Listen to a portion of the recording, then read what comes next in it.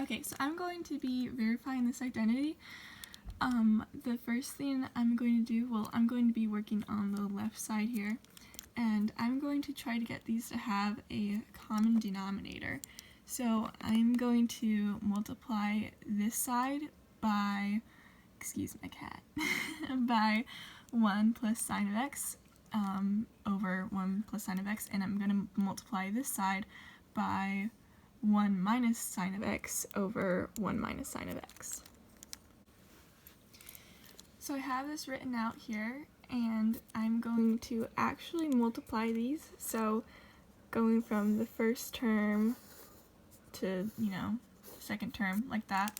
So this will be 1, excuse my cat in the background, 1 times 1 is 1, and then 1 times sine of x is just sine of x, and then sine of x times 1 is, again, sine of x, and then sine of x times sine of x is sine squared of x.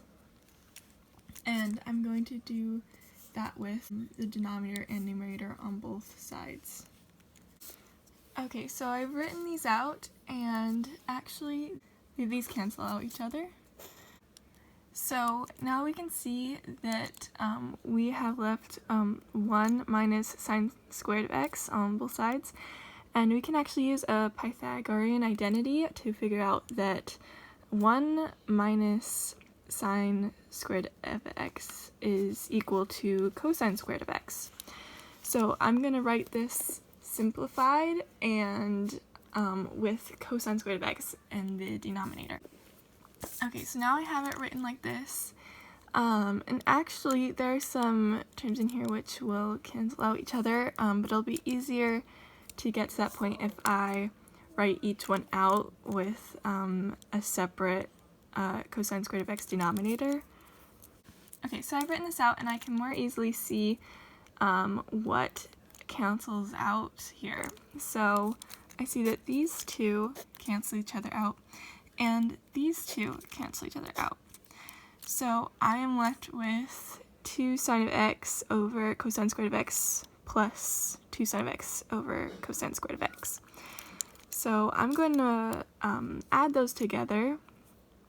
So those will be 4 sine of x over cosine squared of x.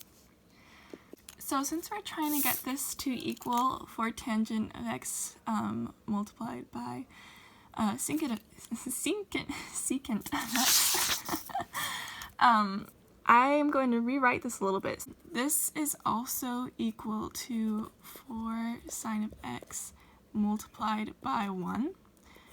And then in the denominator here, we can write this as cosine of x multiplied by cosine of x. Okay, so we know that sine over cosine is the same as tangent. That's what tangent is. So we know that, and I'm going to add an equal sign here, and an equal sign here. So we know that these two here are going to make 4 tangent of x. And then we have these two, which, using the reciprocal identity, we know it's the same as secant, because 1 over cosine, it's just a reciprocal.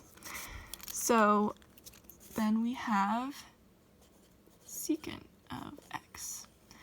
And that's what we were trying to get in the first place.